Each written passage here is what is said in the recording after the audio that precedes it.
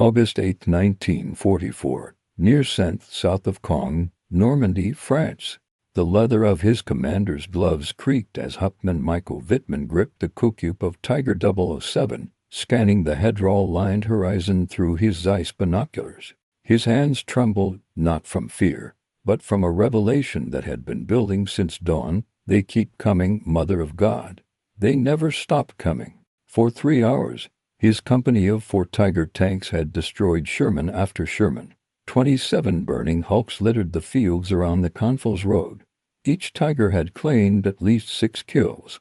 By every measure of tactical combat he had learned at the Panzertruppenschule, they were winning decisively. The exchange ratio was magnificent, nearly 7-to-1. Yet through his binoculars, Wittman counted 48 more Shermans advancing from 3 different directions. Fresh units, unblooded crews, full ammunition racks. Behind them, columns of dust suggested dozens more approaching.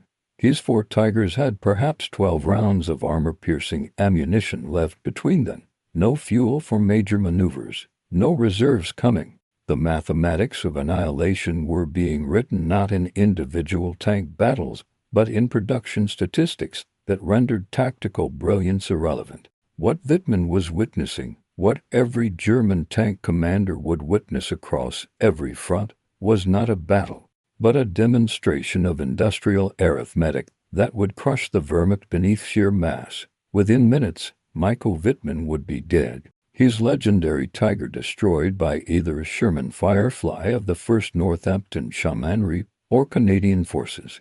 Historians still debate which, but his final radio transmission logged at 12:47 hours would capture the despair of every German tanker who faced American production.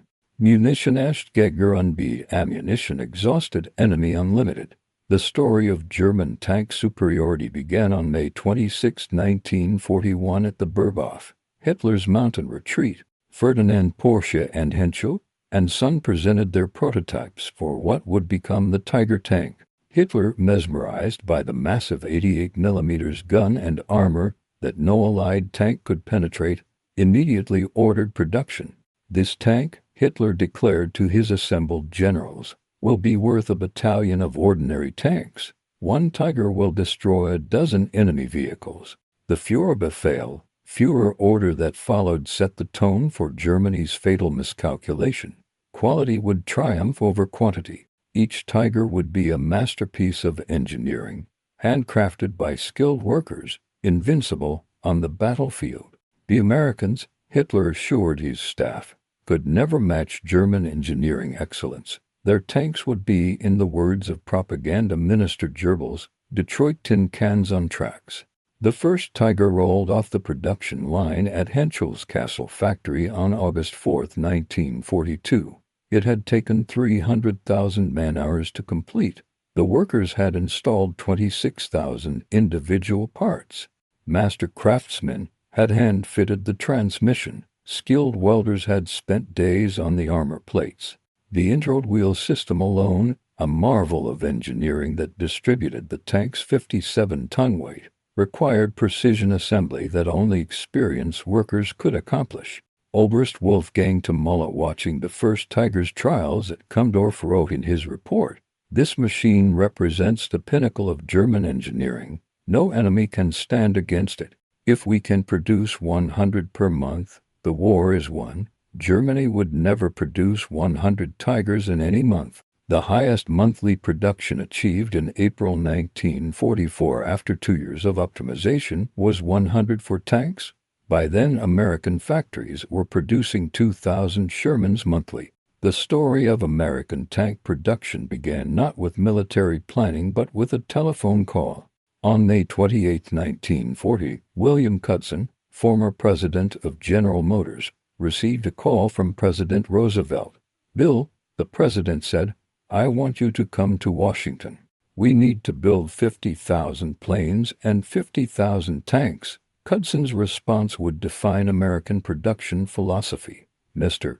President, we can't build the best planes and tanks, but we can build the most planes and tanks, and we can build them so that any kid from Iowa can fix them with a wrench and a screwdriver." The Sherman tank emerged from this philosophy. At a design meeting at Aberdeen Proving Ground on August 31, 1940, Army Ordnance presented requirements that horrified traditional military engineers but delighted Detroit production experts. Simple enough for inexperienced workers to build parts interchangeable between all variants, engines that could run on multiple fuel types, armor plates that could be welded rather than precisely fitted, tracks that a crew could replace in field conditions, a turret ring wide enough to accept future upgrades. Major General Gladian Barnes, head of Army Ordnance, told the assembled contractors, "I don't want a perfect tank. I want a good enough tank that we can build 1,000 of them for every 100 the Germans build. Make it reliable, make it fixable, and make it by the tens of thousands." The contrast between German and American production philosophy became evident in the factories themselves. At Henschel's Castle plant, 9,000 skilled workers labored to produce Tigers. The factory floor looked like a medieval guild workshop scaled to industrial size. Master craftsmen supervised apprentices. Each tank was essentially hand-built. Workers signed their names on completed components, taking personal pride in their craftsmanship. And Titjer Franz Lehart, who worked at the Castle plant before being drafted, later recalled, "We spent 3 days just on the final drive assembly. Every gear was checked with micrometers.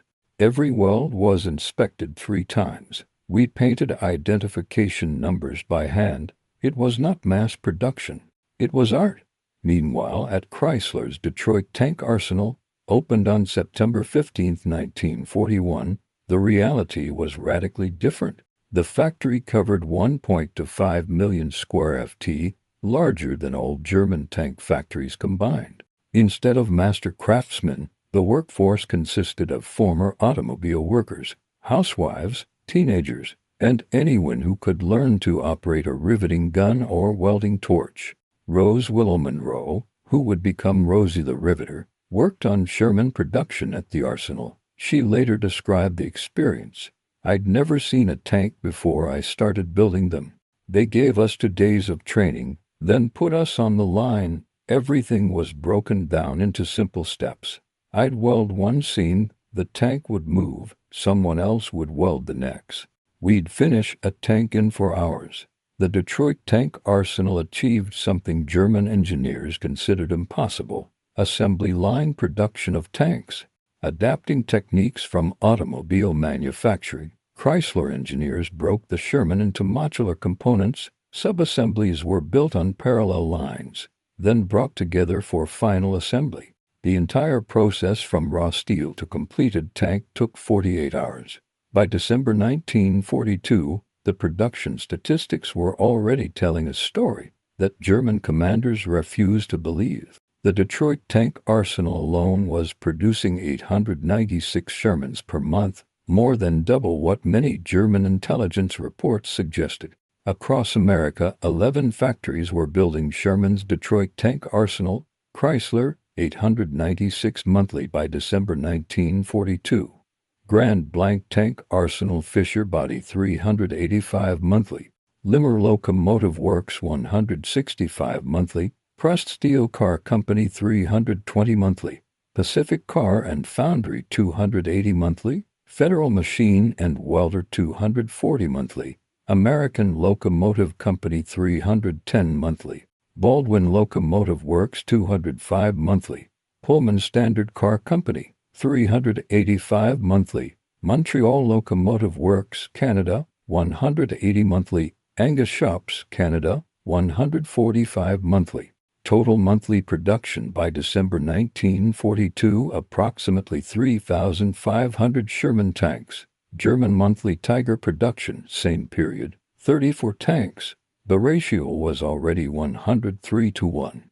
General Major Heinz Guderian, Inspector General of Panzer Troops, received these figures through intelligence reports in January 1943. His diary entry was succinct: "If these numbers are even half true, we have already lost a war." The production disparity created a cascade of secondary effects that multiplied American advantages.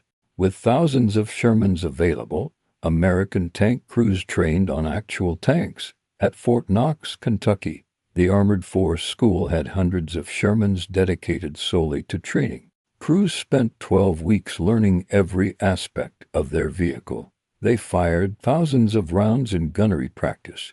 They drove hundreds of miles.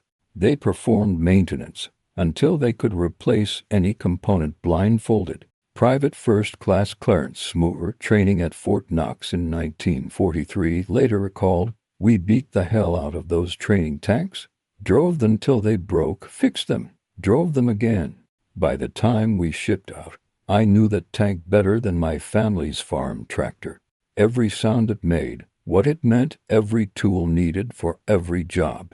In Germany, Tiger tank training told a different story. With total production barely exceeding 100 tanks per month at peak, training vehicles were virtually non-existent. The Panzer Trooper at Putlow had exactly 4 Tigers for training purposes. 4 tanks to train crews for every Tiger unit in the Wehrmacht. Gerrit Kurt Klein, assigned to Schweier Panzer of Talong 503, described his training. "We had 3 days in an actual Tiger. 3 days we spent most of our training studying diagrams and sitting in wooden mock-ups. When we finally received our company Tigers in Russia, half the crew had never started a Maybach engine." The complexity disparity compounded the problem. A Sherman tank had 15,000 parts and required 50 different tools for field maintenance. A Tiger had 26,000 parts and required 230 specialized tools. American crews could be trained to basic competence in 4 weeks. German Tiger crews needed 3 months to reach minimal proficiency, time the Wehrmacht didn't have. D-Day, June 6, 1944, marked the beginning of the mathematical demonstration that would devastate German armored forces. The Allies landed with 4,000 tanks, mostly Shermans, with 8,000 more waiting in England for transport. Against this, Germany had assembled its best. 1,347 Tigers produced in total since 1942, of which approximately 430 were operational on all fronts combined. In Normandy itself, the Germans could muster just 102 Tigers.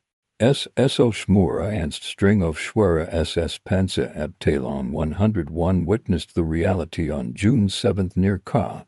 "We destroyed 8 Shermans in the morning engagement. By afternoon 16 more had taken their place. We destroyed 6 of those. By evening fresh companies kept arriving. They came like ants. You could step on dozens, hundreds. Thousands more were behind them." The replacement rate told the real story. When America lost a Sherman, a new one arrived from England within 48 hours. The replacement system, organized by Colonel Joseph Gillam, maintained a reserve of 2,300 Shermans in British depots. Damaged tanks were either repaired within hours by mobile workshops or simply abandoned for new vehicles. When Germany lost a Tiger, replacement took weeks or months, if it came at all. Each Tiger required special railway cars for transport. The journey from Germany to Normandy took 5 days under optimal conditions. Allied air attacks often extended this to weeks. Of 45 Tigers dispatched to Normandy in June 1944, only 17 arrived intact. June 13, 1944 provided the perfect microscope for examining the production war. Michael Wittman's action at Villers-Bouage has been celebrated as the pinnacle of German tank warfare. In roughly 15 minutes, tanks under Wittman's command destroyed 14 tanks, 15 personnel carriers, and 2 anti-tank guns of the British 7th Armored Division. Though historians debate whether all kills were Wittman's personally or included his entire company's achievements, German propaganda proclaimed it as proof of Aryan superiority and Tiger invincibility. What they didn't report was the aftermath. Within 72 hours, the British 7th Armored Division had received complete replacement of all lost vehicles from depot stocks. Wittman's Tiger Company, which lost 3 Tigers in the subsequent fighting, would not receive replacements for 6 weeks. Lieutenant Colonel John Cloudsley Thompson of the 7th Armored later wrote, "Wittman was brilliant, no doubt, But brilliance is exhaustible, industrial production is not. He could destroy our tanks faster than we could brew tea, but we could replace our tanks faster than he could reload. The production numbers only told part of the story. Each Sherman required a supply chain that delivered 150 gallons of fuel replenished every 100 meters, 104 rounds of ammunition, basic load, 30 gall of oil and lubricants, spare track blocks, road wheels and filters, food and supplies for 5 crew members. American Logistics delivered this without fail. The Red Bull Express, operating from August to November 1944, employed 6,000 trucks running continuously from Normandy beaches to the front lines.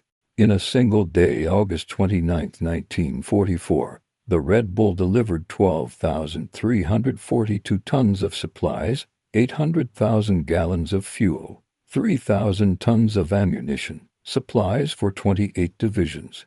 Each Tiger required 650 gall of fuel replenished every 60 miles, 92 rounds of ammunition, basic load, 100 gallons of oil and lubricants, specialized spare parts manufactured only in Germany, premium fuel that became increasingly scarce. German logistics crumbled under the weight. A Tiger battalion moving 100 meters required 40,000 gall of fuel, more than most German depots contained. The specialized Maybach HL-3OP45 engine required high-octane fuel that Germany could barely produce. By late 1944, Tiger units were often immobilized not by enemy action, but by empty fuel tanks. Then Wolfgang Schlick of Schweizer Panzerabteilung 506 reported in August 1944, "We have 6 operational Tigers, but fuel for perhaps 30 kilometers. The Americans pass our hidden positions in endless columns. We dare not engage. We would destroy a dozen to dozen, and then sit helpless as the 100 behind them crushed us." Sherman tanks were designed for maintenance by conscripts with basic training.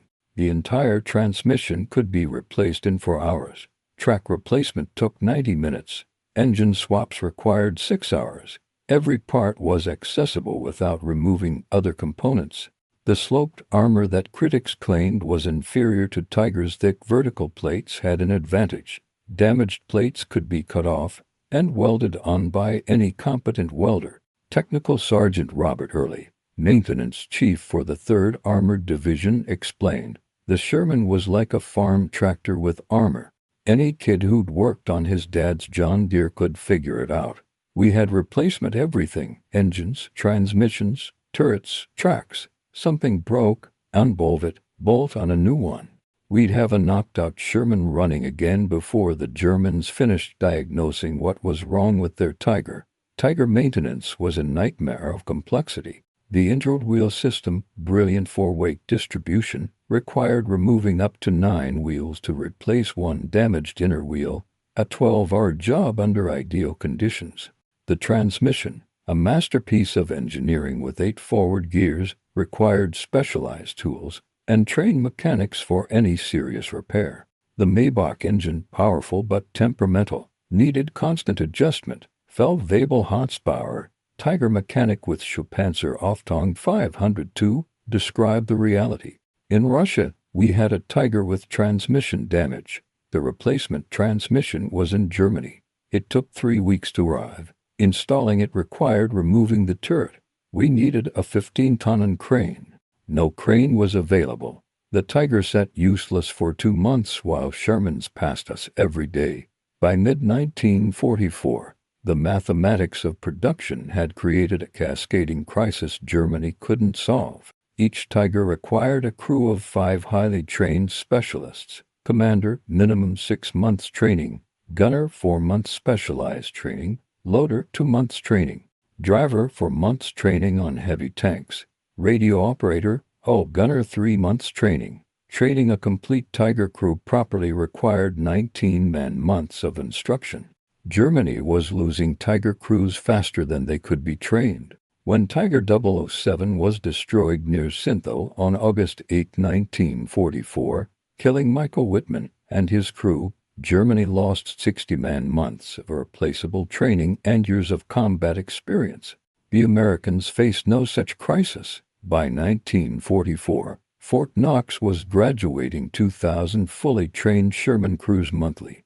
The standardization of the Sherman meant any crew could operate any tank. Wounded crew members were replaced from a pool of 10,000 trained replacements waiting in England. Staff Sergeant Lafayette P. commanding a Sherman named in the mood described the American advantage. We lost our loader at St. Lo. Within 2 hours, we had a replacement who trained on the exact same tank model at Knox. He knew every ammunition rack, every control. We didn't miss a beat. While Normandy demonstrated the mathematical impossibility of German victory, the Eastern Front revealed it as apocalypse. Operation Bration, launched June 22, 1944, deliberately on the third anniversary of Germany's invasion of the Soviet Union, saw the Soviets deploy 4,080 tanks against German Army Group Cent's 495 tanks, including just 29 operational Tigers. But the Soviets had learned from American production methods. The T-34 crude compared to the Tiger could be produced in 3,000 man-hour versus the Tiger's 300,000. Soviet factories were producing 2,000 T-34s monthly by mid-1944.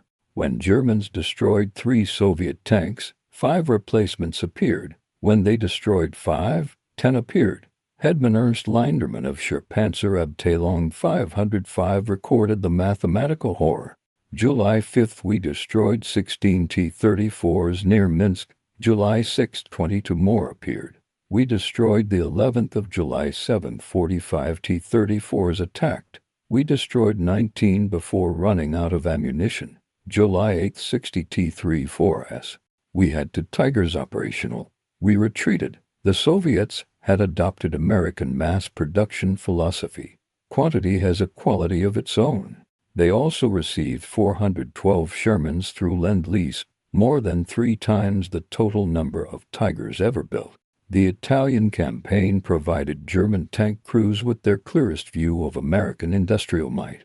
The confined terrain meant tank battles occurred at close range where the Tigers' advantages were minimized. More importantly, German crews could observe American replacement rates directly. At the Battle of Monte Cassino, Lieutenant Friedrich Buscher of Schweier Panzerabteilung 508 kept a detailed log. February 15th destroyed 4 Shermans near Route 6. February 16th, 8 new Shermans in same position, destroyed 3. February 17th, 12 Shermans attacking. February 18th, count 22 Shermans. We have 4 Tigers operational, 12 rounds per tank remaining. The psychological impact was devastating.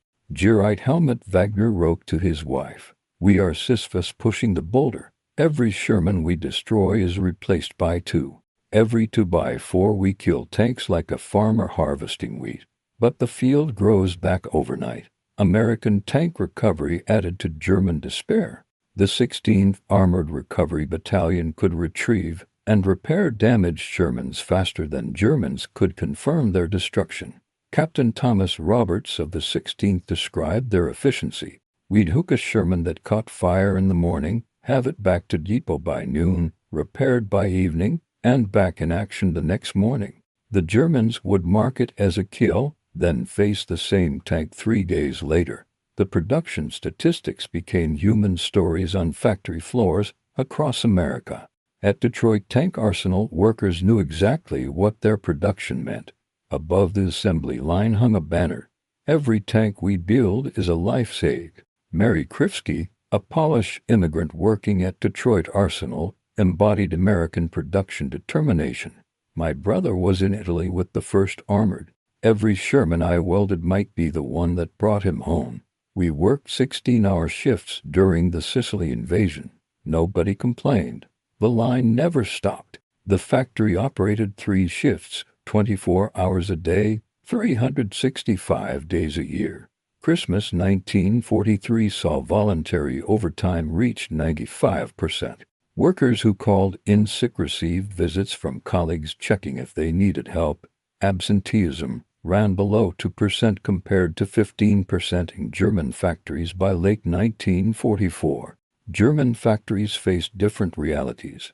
Allied bombing disrupted production constantly. The Henschel factory was hit 39 times between October 1943 and March 1945. Each raid stopped Tiger production for days or weeks. Skilled workers were drafted to replace combat losses. By late 1944, slave labor comprised 40% of the workforce, requiring guards and reducing efficiency. Friedrich Müller, German factory inspector, reported in November 1944. Kassel factory produces 8 Tigers this month. 8 Americans produce this many in 4 hours. We use slave labor that sabotages production. They use free workers racing to build more.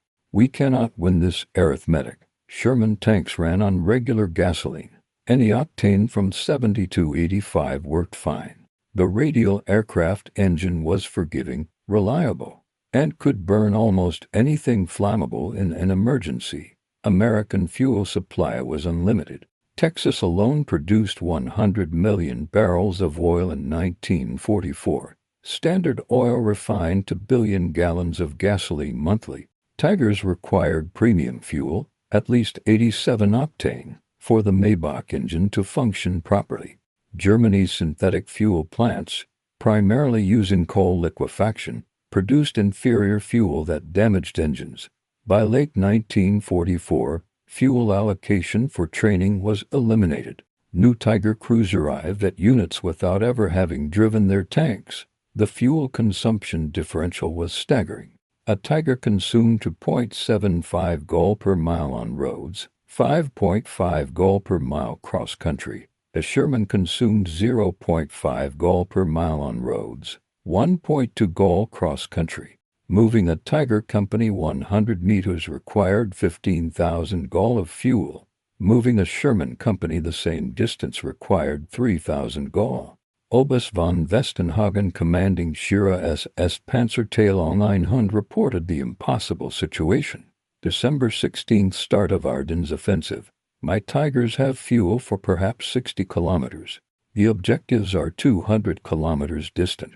We are told to capture American fuel. How do we reach American fuel without fuel? This is madness built on desperation.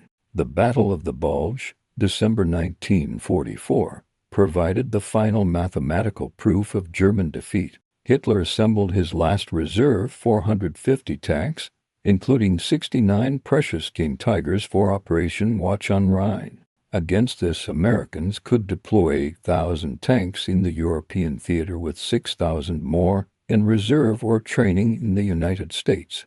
The initial German success seemed to validate quality over quantity. King Tigers of Schweiz Panzer of Teilung 501 destroyed Shermans at ranges exceeding 2,000 meters. Individual Tigers claimed dozens of kills. German propaganda proclaimed the offensive as proof of superior German engineering. But mathematics reasserted itself within days. As Joachim Peiper's Kampfgruppe ran out of fuel near La Glazie, American replacement tanks were already moving from Antwerp depots. The 40 Shermans destroyed on December 17th were replaced by December 19th. The 60 destroyed on December 18th were replaced by December 20th. General George Patton's Third Army turned north with 350 Shermans on December 22nd, within 48 hours. Despite losing 88 tanks to German fire, Patton had 400 operational Shermans. Replacement vehicles had exceeded losses. Meanwhile, Peiper had abandoned all his Tigers for lack of fuel, destroying them to prevent capture. March 6, 1945 provided history with the most filmed tank duel of the war, a Persing versus Panther fight at Cologne Cathedral. But 500 meters away sat a more telling scene that cameras didn't capture. 11 knocked-out Shermans around the cathedral square, destroyed by a single Panther over 2 days. Yet within 24 hours, 15 new Shermans had occupied the square. The Panther, damaged and out of ammunition, was abandoned by its crew. This scene, tactical German victory, strategic American victory through numbers, repeated across the Reich. Feldwebel Gustav Schreiber, The Panther gunner survived the war and later reflected, "We destroyed 258 enemy tanks with our company, mostly Shermans, a magnificent ratio. But they replaced 258 tanks in perhaps a week. We lost 12 Panthers and received 2 replacements in 6 months. Every tactical victory brought strategic defeat closer." Beyond production numbers lay human mathematics equally stark. America trained 250,000 tank crewmen during the war.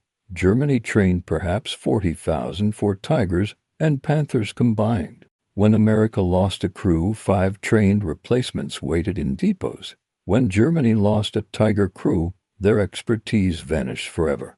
Sergeant Joe Saunders of the 2nd Armored Division explained the American advantage. "We knew we had 50 more Shermans behind us.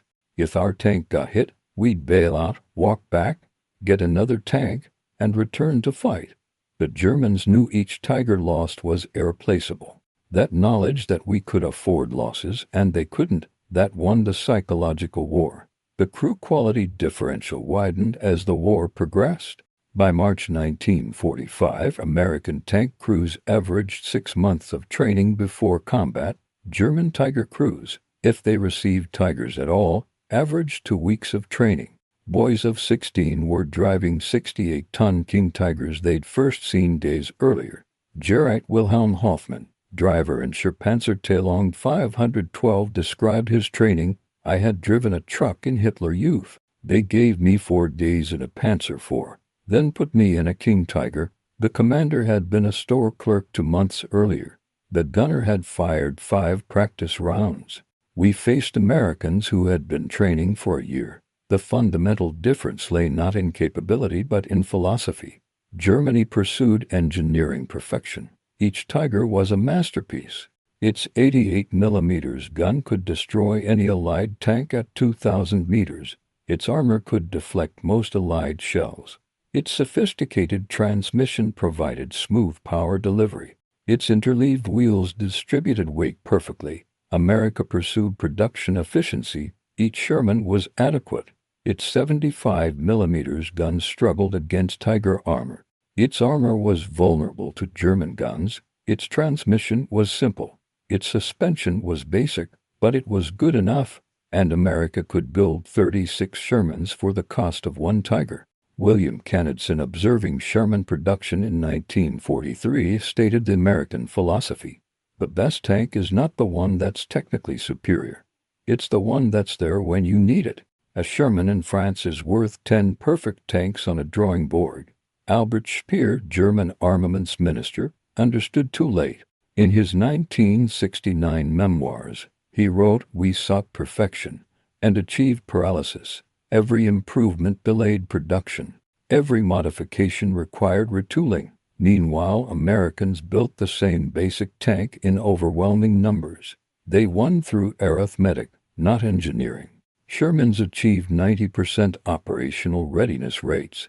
Of 100 Shermans in a unit, 90 would be running on any given day. Mechanical failures were rare and quickly repaired. The simple systems rarely broke. When they did, parts were abundant and mechanics plentiful. Tigers achieved 35% operational readiness by late 1944. Of 100 Tigers, if any unit had that many, only 35 would be operational. Complex systems failed constantly. The sophisticated transmission lasted 500 meters before requiring major maintenance.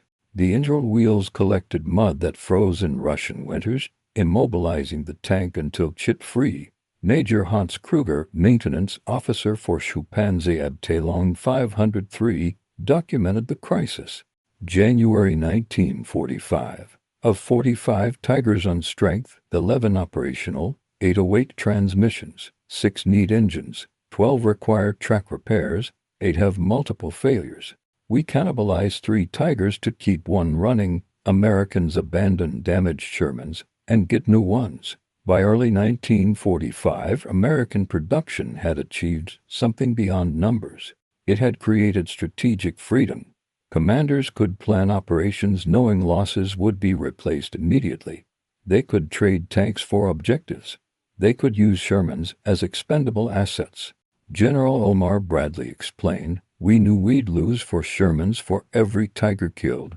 We also knew we had 10 Shermans for every Tiger. The mathematics were simple. We could afford the exchange." They couldn't. German commanders faced strategic paralysis. Every Tiger lost reduced future capabilities. Every operation required calculating whether objectives justified irreplaceable losses. By March 1945, standing orders prohibited Tiger units from engaging unless absolutely necessary. General Major Wolfgang Lang, commanding remnants of Panzer Division, captured the German dilemma. "I had 8 Tigers and 900 Shermans in my sector. If I revealed my Tigers' positions, artillery and aircraft would destroy them. If I didn't use them, Shermans would overrun us. We were reduced to watching our destruction through periscopes." When Germany surrendered on May 8, 1945, the production tallies told the complete story. German production Tiger 1,347 produced August 1942, August 1944. Tiger II, King Tiger, 489 to 492 produced January 1944 to March 1945. Total Tigers approximately 1,839. American production M for Sherman all variants 49,234 produced February 1942 July 1945. Additional 2,000 plus Shermans produced by British and Canadian factories. Total Allied Shermans 51,000 plus. The ratio 27.7 Shermans for every Tiger. But production was only part of the equation. Operational reality. May 1945. Tigers operational with Wehrmacht fewer than 20. Shermans operational worldwide approximately 35,000. Crew training trained German Tiger crews available. Fewer than 200. Trained American Sherman crews available. 40,000 plus. In 1975, a reunion at Fort Knox brought together American and German tank veterans. The conversations revealed how deeply production mathematics had affected both sides. Otto Arias, Germany's second highest scoring tank ace, with 150 plus kills, spoke candidly. "We were fighting mathematics, not Americans. I could destroy 10 Shermans and 20 would appear. It was not combat but arithmetic. We were calculators trying to defeat an avalanche with individual excellence." Staff Sergeant Clyde Brunson, who commanded Shermans in 3 different armored divisions after having to shot from under him, responded, "Otto's right. We knew most of us weren't tank aces. We didn't need to be.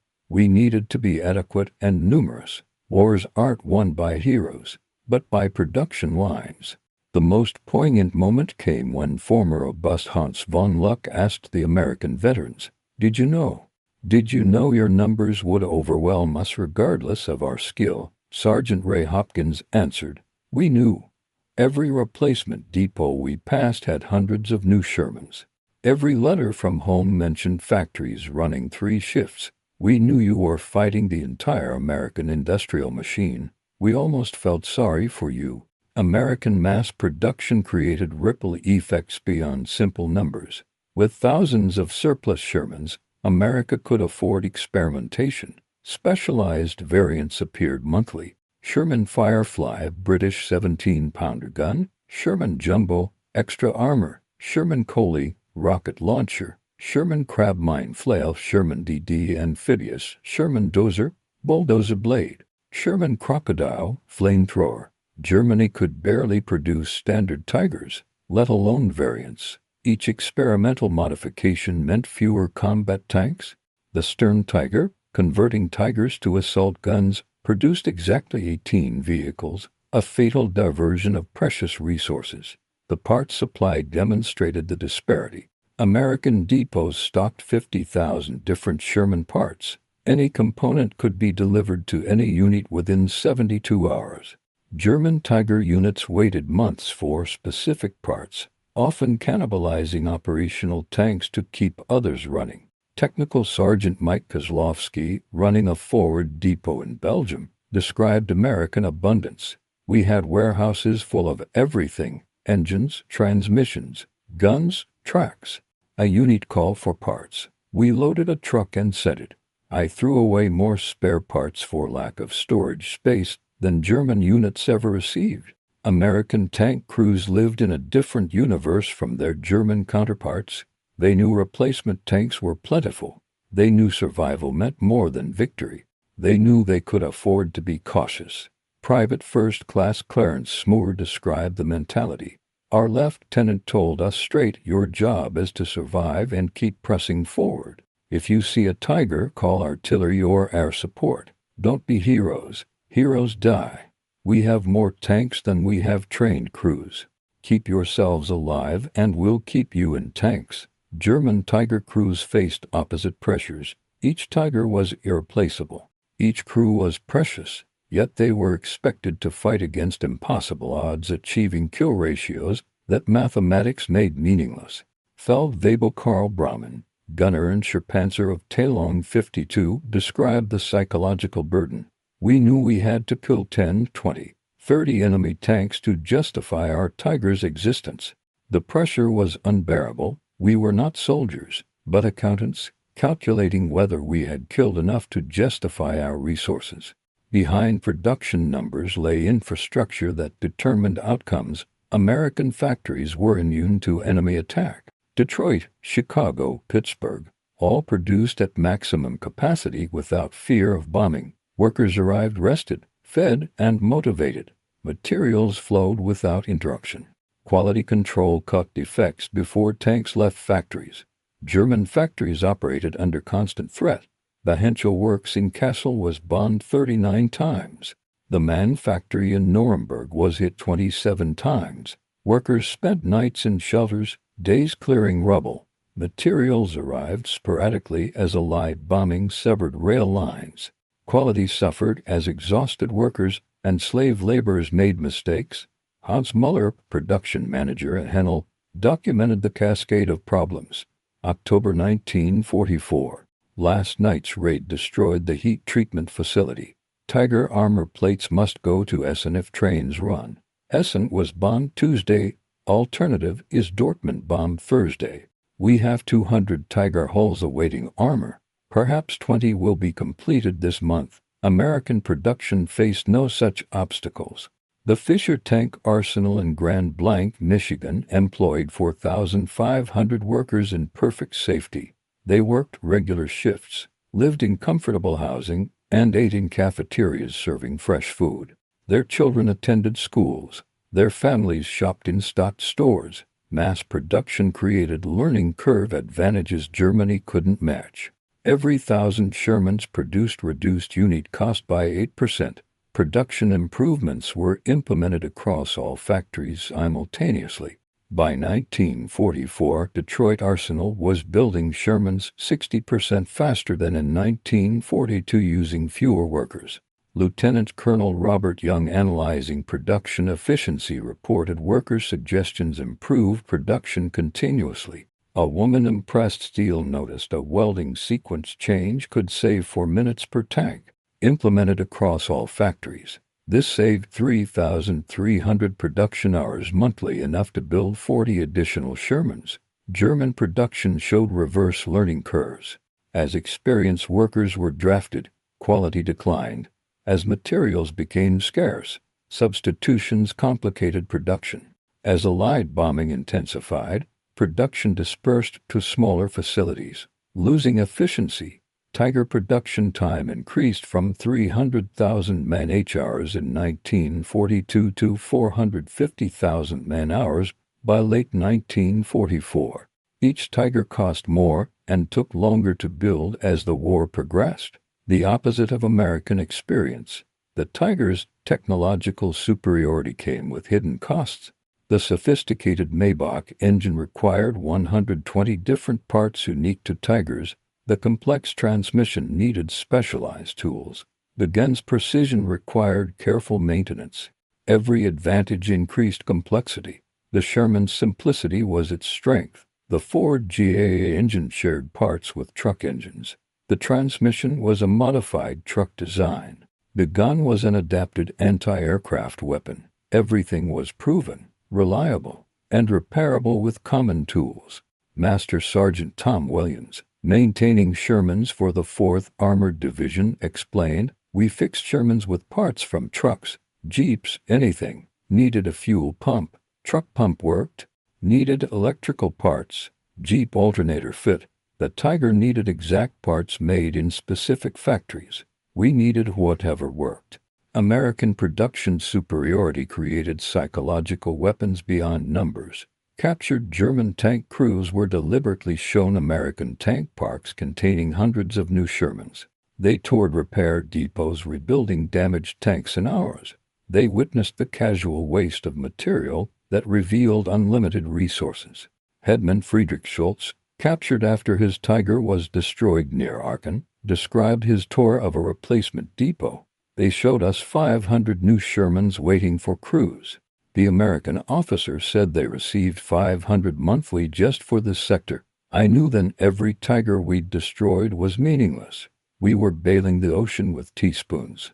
These prisoners returned to Germany through exchanges or escapes, spreading devastating truth about American production.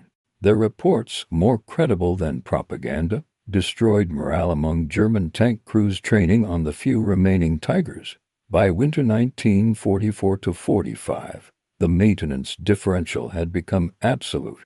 American units maintained 90% operational rates despite combat and weather. German Tiger units struggled to maintain 20% operational rates even without combat. The 56th Heavy Tank Battalion's War Diary for January 1945 tells the story. Strength 45 King Tigers. Operational 8. Awaiting repair 37. Of these 12 need engines, none available. 15 need transmissions, 2 available. 10 need multiple components, none available. Cannibalization authorized to maintain minimum operational strength. Meanwhile, the 37th Tank Battalion, 4th Armored Division, reported strength 53 Shermans, operational 51, awaiting repair 2, will be completed by nightfall. Replacement tanks available in depot. 15 crew replacements available. 3 complete crews plus individual specialists. April 1945 provided the ultimate demonstration of production mathematics. As American forces crossed the Rhine, they left behind hundreds of damaged Shermans not worth repairing given the abundance of replacements. German forces desperately short of tanks attempted to recover and repair abandoned Shermans for their own use. The irony was complete. The Wehrmacht, which had started the war, convinced of its technological superiority, was reduced to scavenging enemy tanks it had once derided as inferior.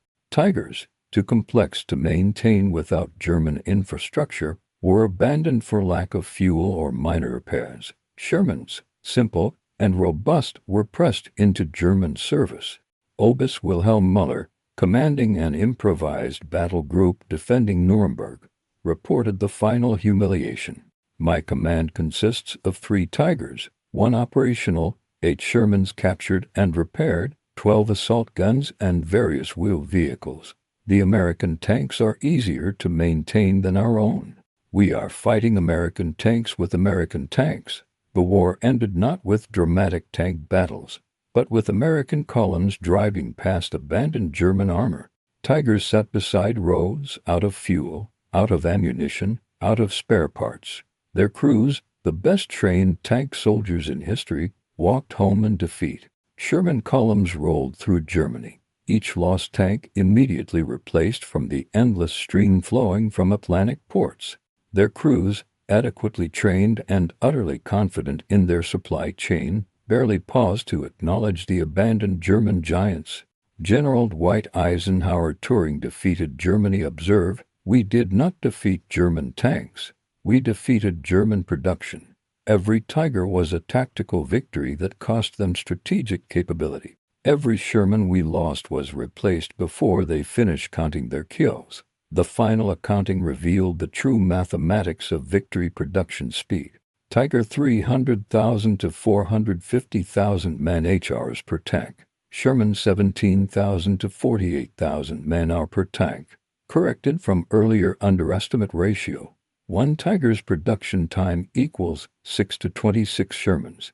Cost analysis. Tiger 250,000 to 300,000 Reichsmarks 1945 values. Sherman 44,556 to 64,455 August 1945 official U.S. Army catalog prices. Direct comparison difficult due to wartime currency manipulations. Fuel consumption Tiger 2.75 gall per mile road. Sherman 0.5 gall per mile road. Ratio 1 Tiger's fuel consumption equals 5.5 Shermans. Maintenance requirements. Tiger 10 hours maintenance per 1 hour operation. Sherman 1 hour maintenance per 10 hours operation. Ratio 1 Tiger's maintenance equals 100 Shermans. Training time Tiger crew 19 man-months minimum. Sherman crew 5 man-months standard. Ratio 1 Tiger crew training time equals for Sherman crews. Post-war analysis by both American and German officers reached the same conclusions. The Tiger was possibly the best tank of World War II in terms of individual capability. The Sherman was adequate at best in tank versus tank combat, but wars are not won by individual excellence. They are won by systemic superiority. Colonel Robert Cameron, writing the official U.S. Army history, concluded, "The Sherman succeeded not despite its mediocrity, but because of it. Its simplicity enabled mass production. Its reliability enabled continuous operations. Its standardization enabled instant replacement. The Tiger failed not despite its excellence, but because of it. Its complexity prevented mass production. Its temperamental nature reduced operational readiness. Its uniqueness prevented replacement." General Major Friedrich von Melanchthon, analyzing German defeat, wrote more succinctly, "We built 1,347 Tigers. They built 49,234 Shermans.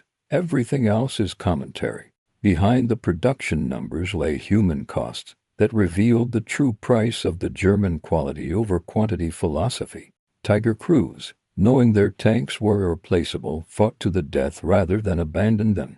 Of approximately 8,000 German Tiger crewmen, fewer than 2,000 survived the war, a 75% casualty rate. Sherman crews, knowing replacement tanks were plentiful, readily abandoned damaged vehicles. Of approximately 250,000 American tank crewmen trained, 6,500 died in combat, a 2.6% casualty rate. The production philosophy that seemed to value machines over men actually saved lives through abundance. Sergeant John Irwin, who had 3 Shermans shot from under him, explained the American advantage. "We were taught that tanks were expendable, crews were not. Bail out fast, walk back, get another tank." The Germans fought like their Tigers were made of gold because to them they were. They died trying to save machines. We lived by abandoning them. The production battle between Tigers and Shermans established principles that shaped post-war military thinking. The United States had proven that industrial capacity was the ultimate weapon. The ability to produce, supply, and replace equipment faster than enemies could destroy it negated tactical disadvantage. The Soviet Union, observing American success, adopted similar mass production strategies for the Cold War. The T-54-55 became the most produced tank in history with over 100,000 built, double Sherman production. Simplicity, reliability, and numbers became the hallmarks of Soviet armor doctrine. Germany, learning from defeat, abandoned complex perfection for practical sufficiency. The post-war Leopard tanks emphasized reliability and ease of maintenance over maximum capability. German industry, rebuilt on American production principles learned during occupation, became Europe's manufacturing powerhouse. At the 1985 Fort Knox reunion, veterans from both sides rendered their final verdict on the Tiger versus Sherman debate. Otto Arias, the German tank ace, provided perhaps the most honest assessment. The Tiger was a masterpiece. In a tournament of single combat, it would defeat any tank of the war. But wars are not tournaments. The Sherman was a tool of industry, and industry won the war. We killed Shermans like cutting grass, but the grass grew faster than we could cut. That is not a failure of the Tiger or success of the Sherman. It is the reality of industrial warfare. Sergeant Wardell Henderson, who commanded 5 different Shermans through France and Germany, added the American perspective. I never wanted to face a Tiger. One-on-one, we'd lose every time, but we never fought one-on-one. We fought 5-on, 10-on-1 with artillery support and air cover and replacement tanks waiting. The Tiger was the better tank. The Sherman was the winner's tank. I'd rather be a winner in a Sherman than a dead hero in a Tiger. Today, restored Tigers command millions at auction. Only 7 running Tigers exist worldwide. Restored Shermans sell for tens of thousands. Hundreds still run on every continent. Even in preservation, the production differential persists. At the Patent Museum, Fort Knox, the Tiger I sits beside an M4A3 Sherman. The placard reads, Tiger I, one of 1,347 produced. This tank destroyed an estimated 40 Allied vehicles. Sherman M4A3, one of 49,234 produced. Tanks of this type liberated Europe. The mathematics of victory could not be more clearly stated. In 1989, Friedrich Schultz, former Tiger commander, returned to Normandy for the 45th anniversary of D-Day. Standing in the American cemetery above Omaha Beach, he spoke to assembled veterans. We came with the world's best tanks, convinced of our superiority. You came with good enough tanks and overwhelming numbers. We fought with excellence. You fought with arithmetic. In war, arithmetic always wins. We built 1,347 Tigers. You built 49,234 Shermans. Those numbers are not statistics. They are the difference between dictatorship and democracy, between scarcity and abundance, between defeat and victory. The crowd, American, British, Canadian, and German veterans, stood in silence. The mathematics of war had been reduced to its essential truth. Germany built the best tank of World War II, but America built the most. In the arithmetic of industrial warfare, most beats best every time.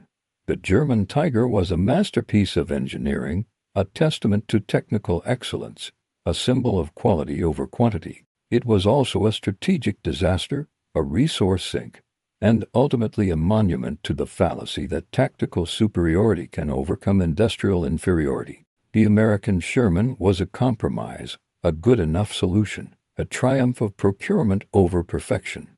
It was also a war winner, a strategic masterpiece, and ultimately a monument to the power of industrial democracy.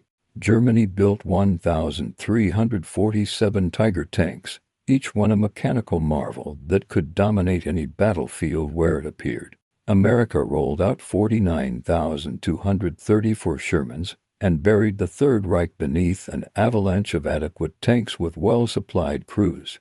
The numbers tell the entire story. Everything else, as Melanchthon wrote, is indeed just commentary. In the end, the Tiger versus Sherman debate was never about tanks at all. It was about production philosophy, industrial capacity, and the mathematics of modern war. Germany lost the war in the factories of Detroit long before they lost it on the battlefields of Europe. They were defeated not by better tanks, but by more tanks, not by superior quality, but by overwhelming quantity, not by tactical excellence, but by strategic arithmetic. The Tiger remains a symbol of German engineering excellence. The Sherman remains a symbol of American production power. But the 49,234 to 1,347 ratio remains the only number that mattered. The mathematical proof that in industrial warfare, the assembly line defeats the craftsman's bench every single time.